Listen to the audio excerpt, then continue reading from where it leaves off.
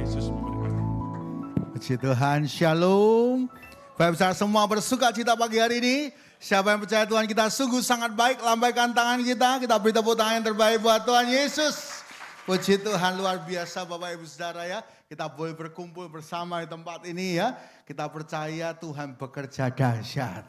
Ya, ini sudah mulai duduknya mepet-mepet. Kita doa, Tuhan perlebar gereja kita untuk kemuliaan Tuhan. Beri tepuk tangan yang terbaik buat Tuhan Yesus ya. Puji Tuhan, kita masuk dalam bulan Desember Bapak Ibu. Tema Desember adalah terang dunia. Ya, hari ini saya ngambil subtema yaitu terang bagi dunia. Bapak Ibu, untuk apa Tuhan Yesus harus datang ke dunia? Ya, Bapak Saudara, perlu kita ketahui bahwa manusia tidak bisa mencari jalan keselamatan. Kalau seumpama uang bisa membayar dosa, emas bisa membayar dosa, Tuhan Yesus tidak perlu datang. Cuma kirim emas saja. Ingat ya Bapak Ibu, di sorga itu lantainya dari apa Bapak Ibu?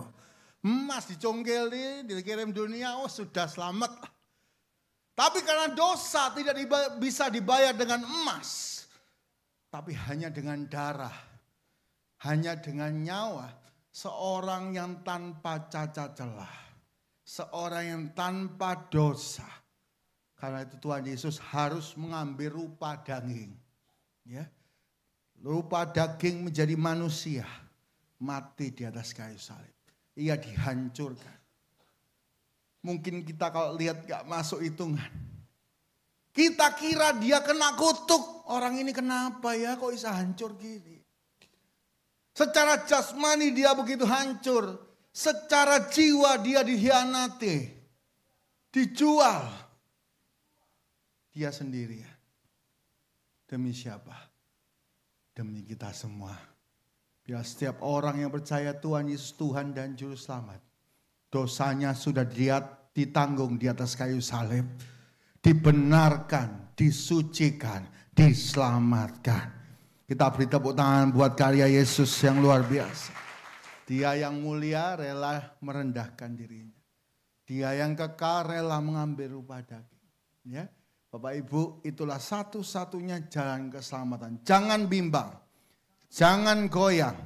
Tuhan Yesus satu-satunya juru selamat. Kita buka sama-sama kebenaran firman Tuhan. Yohanes 3 ayat 16 sampai 21. Bapak Ibu, ini sudah suasana Natal ya. Kita baca ayat-ayat Natal. Biasanya ini kita hafal ya. Yohanes 3 16 sampai 21. Mari baca bergantian. Saya 16, Bapak Ibu 17 sampai 21 kita baca sama-sama. 16, karena begitu besar kasih Allah akan dunia ini sehingga ia telah mengaruniakan anaknya yang tunggal. Supaya setiap orang yang percaya kepadanya tidak binasa. Melainkan beroleh hidup yang kekal. 17 Bapak Ibu 1, 2, 3.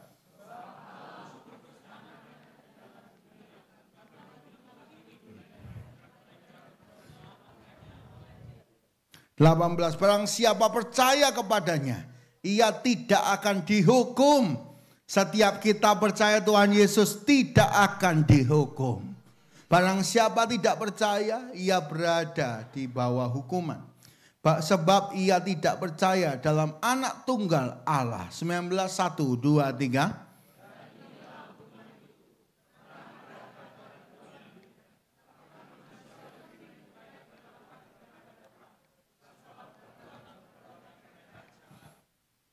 20, sebab barang siapa berbuat jahat, membenci terang, dan tidak datang kepada terang itu.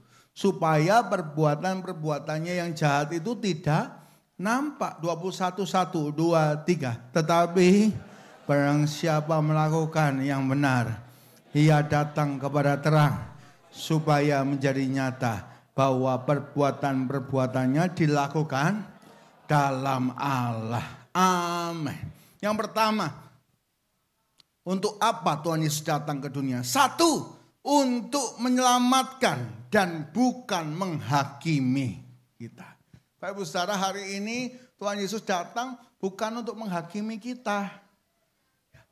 Kedatangannya lewat Natal, datangan yang pertama untuk menyelamatkan setiap kita.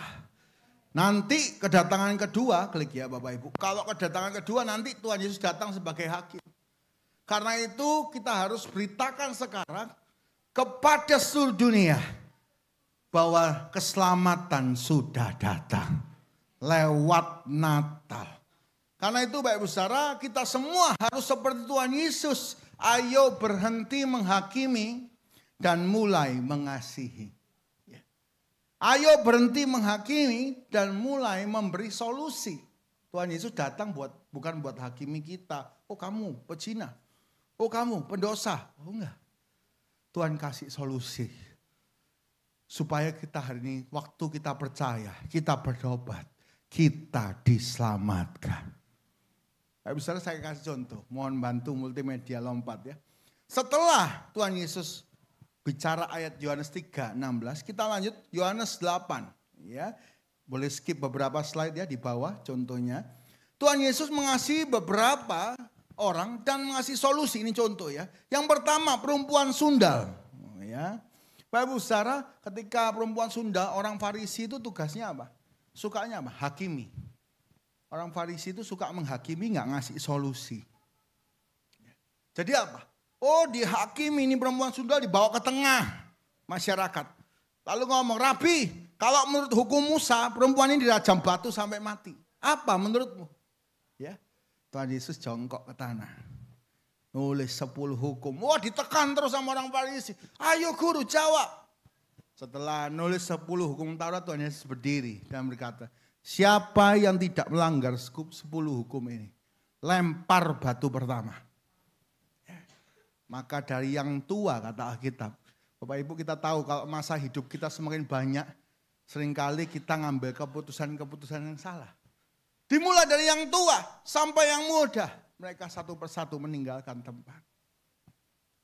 Lalu Tuhan ngomong apa sama perempuan ini? Pergilah dan jangan berbuat dosa lagi. Dalam kehimpitan, dalam kesempitan, Tuhan ngasih solusi. Tuhan ngasih kesempatan. Mungkin pagi hari ini adalah kesempatan kita semua. Ayo kita bertobat dan hidup memuliakan Allah. Kita beri tepuk tangan yang terbaik buat Tuhan Yesus. Bapak Ibu, contoh kedua adalah orang lumpuh yang ditandu. Markus 2. Bongkar atap, teman-temannya nurunkan orang ditandu. Tuhan Yesus lagi khotbah ditutup sama orang yang lumpuh. Bapak Ibu Tuhan gak ngakimi. Ya, oh gara-gara orang lumpuh ini aku gak bisa khotbah.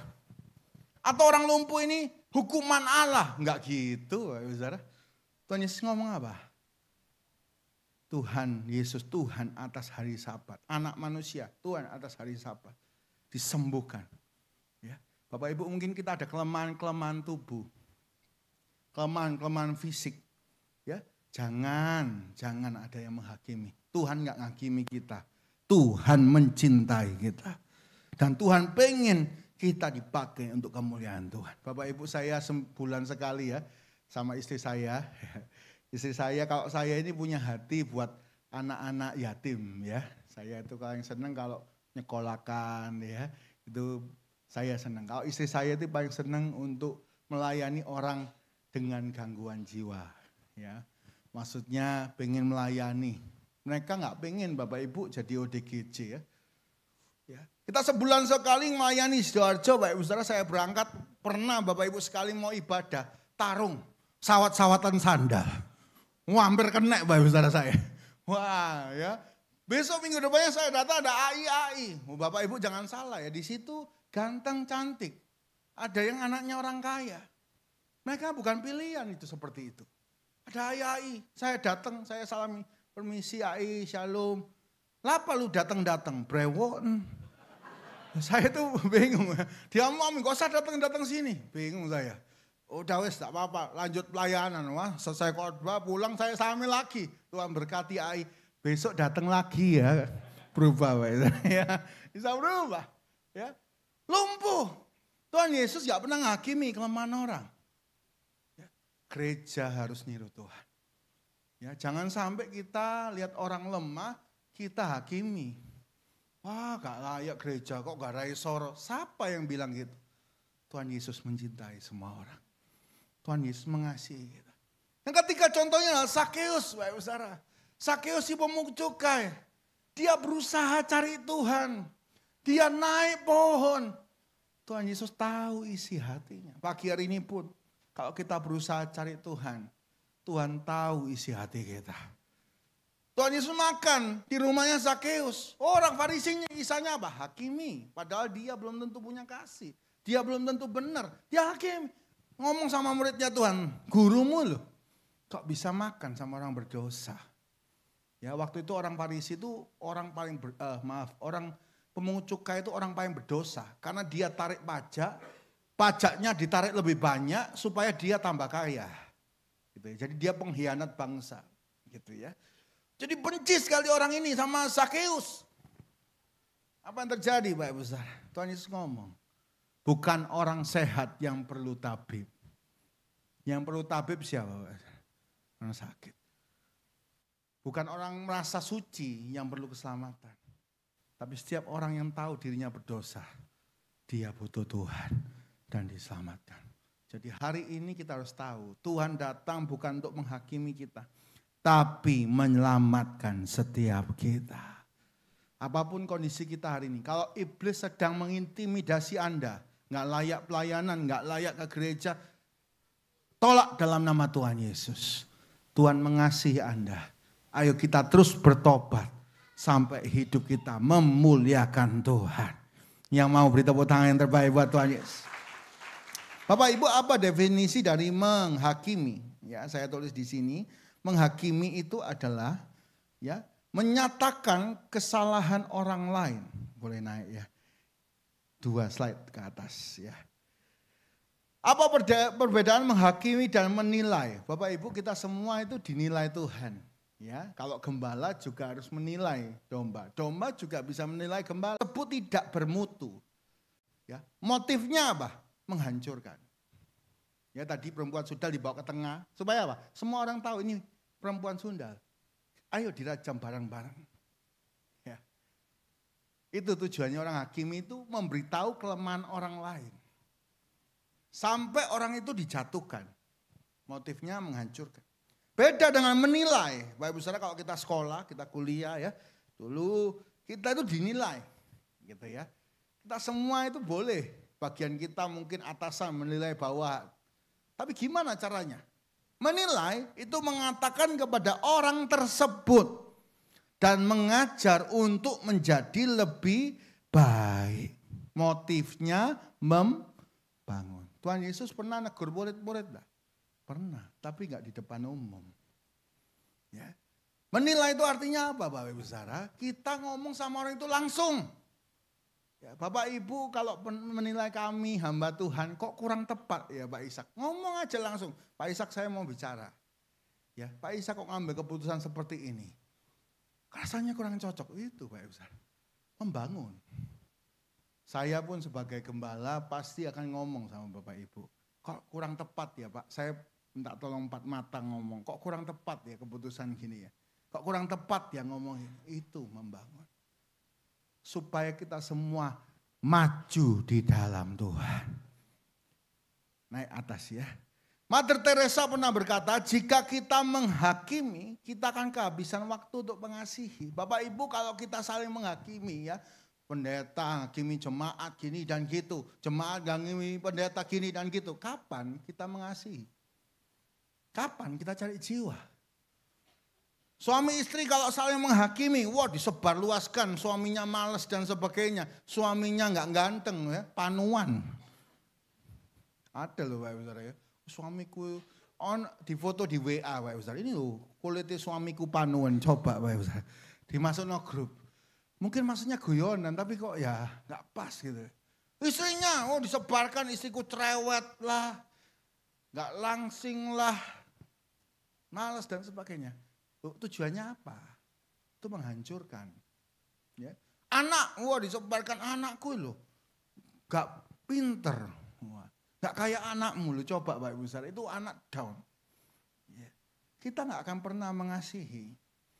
Kalau kita menghakimi. Ayo kita semua mengasihi. Seperti Tuhan Yesus. Kalau satu kali gereja kita diberkati Tuhan. Dipakai Tuhan ya. Ada, ini contohnya di sini. Pertama, pemungut cukai. Orang yang mungkin tipu sana tipu sini. Datang gereja, jangan ditolak Bapak Ibu. Ayo kita sama-sama ajari firman Tuhan. Ya. Juga jangan dipinjemin duit dulu awal-awal Bapak Ibu. Cari masalah. Kalau ada orang pemabuk datang, nggak ada masalah Bapak Ibu. Dia pengen cari Tuhan. Siapa sih orang yang nggak pernah salah? Lebih baik mantan pemabuk daripada mantan pendeta. Yang percaya katakan amin. Lebih baik mantan pezina daripada mantan orang baik. Ya, ayo kita semua seperti Kristus, bukan menghakimi, tapi mengasihi jiwa-jiwa supaya nama Kristus dipermuliakan. Beri tepuk tangan yang terbaik buat Tuhan Yesus. Ya, kalau maju pelayanan Bapak Ibu ya, jangan kaget. Kadang itu bicaranya macam-macam orang-orang. Saya berdoa di sini nggak ada ya. Saya sering ya kalau mau khotbah ya, ini lahir tinggi besar gini Mbak Ibu Saudara, brewoken memang Mbak Ibu Saudara ya. Berangkat khotbah kadang merasa pendeta tinggi besar brewoken, Goliat ya. Minggu depan yang khotbah pendek, berharapnya Daud Mbak Ibu Saudara. Ternyata disebut apa Mbak Ibu Saudara? Pemungut cukai. Sakeus ya. Pendeta gemuk, wah ini gak tau poso kurang urapan. Pendeta kurus, kurang doa, kurang berkat. Ada aja Bapak Ibu Saudara, Bapak Ibu pelayanan tambah semangat. Ada yang ngomong, cari buka. Ya. Gak semangat, mundur pelayanan. Kecewa, mau ikut Tuhan kok mundur. Bapak Ibu Saudara kalau jemaat Tuhan menghakimi, gereja itu tidak bisa maju. Ya. Kalau hamba Tuhan menghakimi, jemaat tidak bisa bertumbuh. Tapi hari ini, kalau kita seperti Yesus, kita mau mengasihi semua orang. Kita ajak maju sama-sama. Semua kemuliaan hanya bagi Tuhan. Beri tepuk tangan terbaik buat Tuhan Yesus. Bapak Ibu, ada seorang yang disebut sebagai Bunda Sing Sing. Nama aslinya adalah Catherine Lawes. Ya. Dia disebut Bunda Sing Sing. Kenapa? Suaminya itu adalah kepala penjara Sing Sing di Inggris. Bapak Ibu kalau suka nonton kartun, kan ada penjara itu selalu hitam putih garis-garis Bapak Ibu Saudara. Ya, saya lihat di sini kita hitam putih tapi tidak garis-garis kok. Nah itu ternyata dari kisah nyata. Ada penjara Sing Sing itu seragamnya itu hitam putih, hitam putih. Itu penjara kelas kakap. Yang masuk situ pasti penjahat luar biasa. Dan hukumannya mati. Entah itu kursi listrik, entah ditembak, pasti mati. Jadi mereka cuma tinggal tunggu waktu mati. Jadi itu penjahat ngeri-ngeri. Suaminya, Lewis Lawes, itu kepala penjara. Ya. Tapi Catherine Lawes ini punya hati. Dia lihat orang-orang itu, dia merasa iba, kasihan. Dia tanya sama suaminya, orang di penjara ini berapa banyak? Disebutkan sama suaminya. Lalu dia tanya, yang gak bisa baca berapa orang? Disebutkan sama suaminya. Lalu dia ngomong, aku tak ketemu. Semua penjaga ngomong, Bu, ini tuh penjahat kelas kakap loh Bu. Ibu yakin mau ketemu? Iya, saya mau ketemu. Dia ketemu penjahat itu, diajari baca. Sampai mereka bisa baca dikasih buku. Maka penjahat itu mulai tahu dunia. Dia ketemu lagi yang buta. Penjahat tapi buta. Diajari huruf braille. Dia ajari sampai bisa. Akhirnya dia bisa baca, tahu dunia. Yang bagi yang trauma, ya dia kasih konseling. Sampai takutnya hilang. Terus dia berbuat baik sampai disebut Bunda Sing Sing. Setelah beberapa tahun, Catherine Lawes itu gak sengaja kecelakaan mobil, meninggal Bapak Ibu. Rumahnya itu kalau dari penjara keluar sedikit beda blok. Itu rumahnya Catherine Lawes. Semua narapidana berdiri depan pintu. Mereka ngobrol, ya apa ini? Lalu kepala sipir ngomong, aku tahu mau kalian. Kalian mau lihat Catherine Lawes. Oke, saya buka pintunya. Saya nggak kasih kalian borgol. Tapi saya mohon kalian kembali ke sini. Gak ada penjaga yang ikut. Dibuka pintunya. Bapak Ibu kira-kira menurut logika. Dikasih kesempatan lari. Lari gak Bapak Ibu? Lari. Mereka penjahat. Tapi yang terjadi dibuka pintunya. Mereka ke tempatnya Catherine Laos. Ngasih penghormatan terakhir. Mereka masuk penjara lengkap gak ada yang lari. Kasih Tuhan mengubahkan hidup orang. Beri tepuk tangan yang terbaik buat Yesus. Karena itu kalau gereja kehilangan kasih, kita gak bisa ngubah orang. Kalau kita cuma ngakimi, ngangkat salahnya orang terus, kita gak bisa nyatakan kasih Tuhan. Ayo kita saling mengasihi seperti kasih Kristus. Yang mau katakan amin.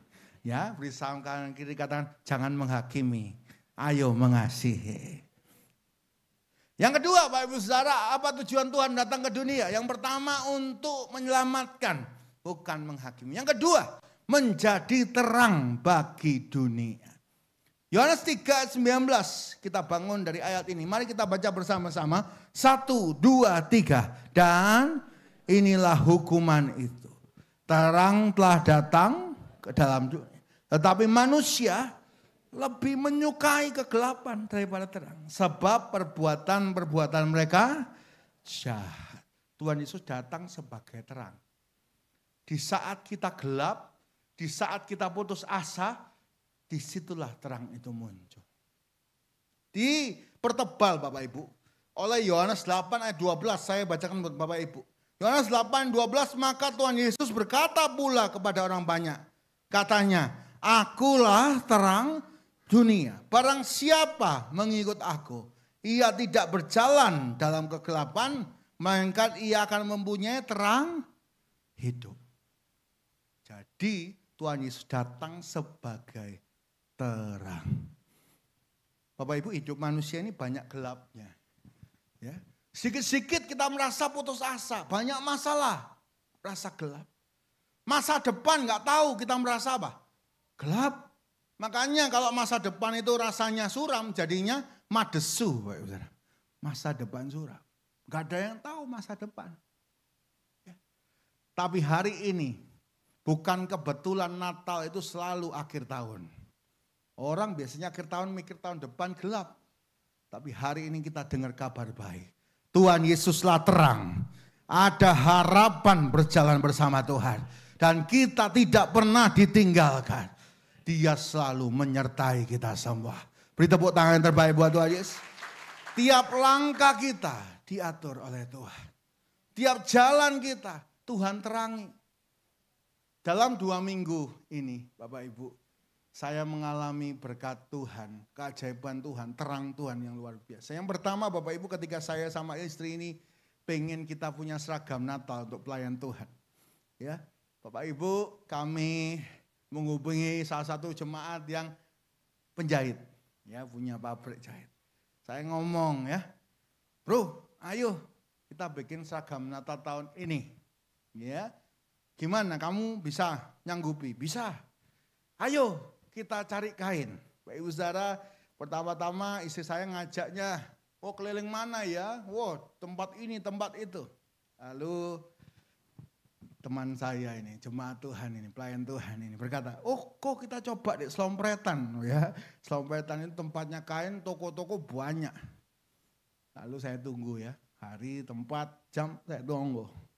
Ya. Ketika sudah kita masuk satu toko, set masuk.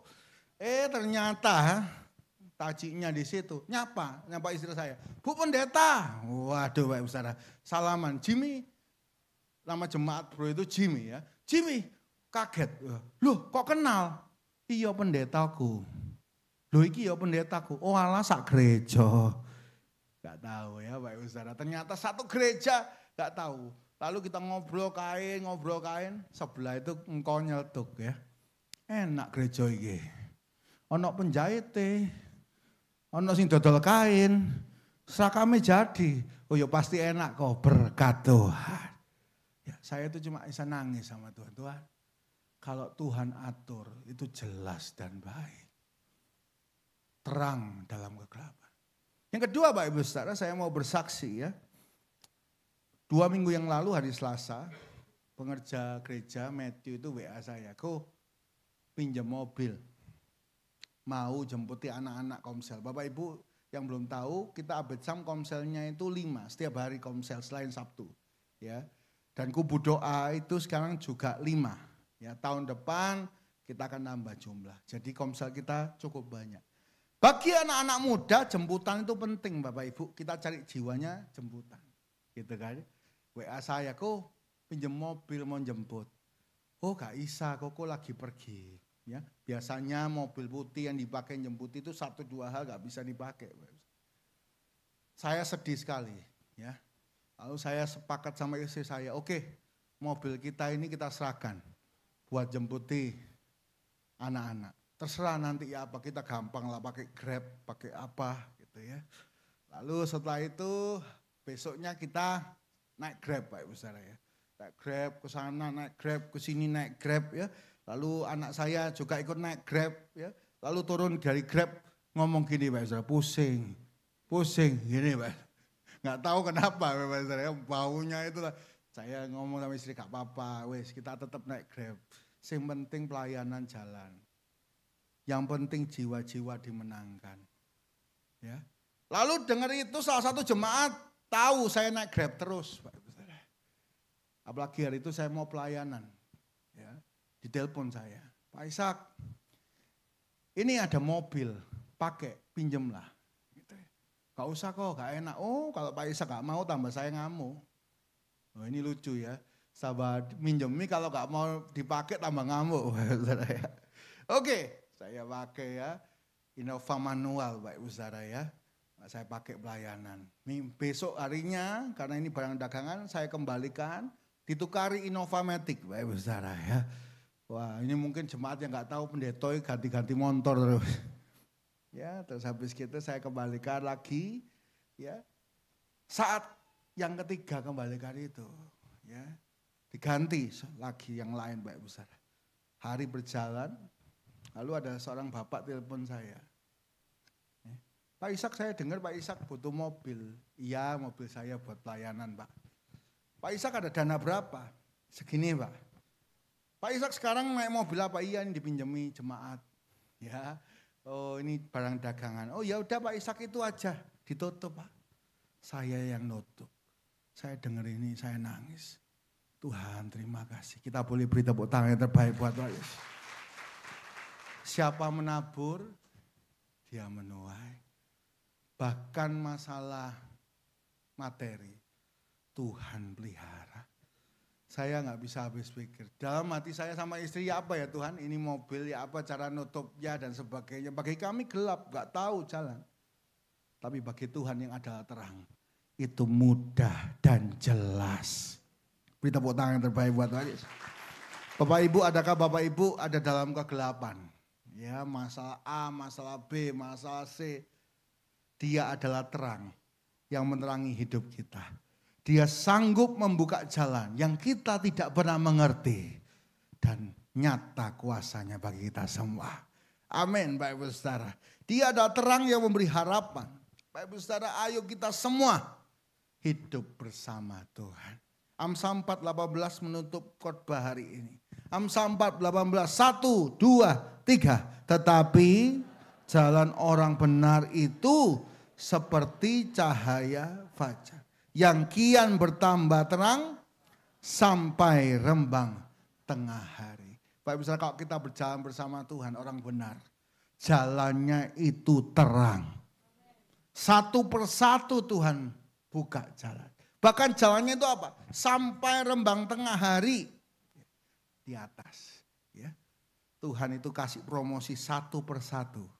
Sehingga perjalanan kita, perjalanan penuh kemelangan. Beri tepuk tangan yang terbaik buat Tuhan. Saya nggak janjian sama WL ya materi khotbah, tapi saya dengerin pujiannya hari ini, saya dengerin alangkah indahnya hidup bersama Tuhan. Iya betul. Kita berjalan bersama dengan terang. Sungguh indah.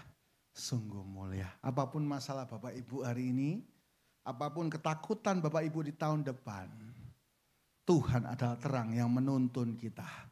Kita aman bersama dengan Tuhan. Dialah jaminan hidup kita.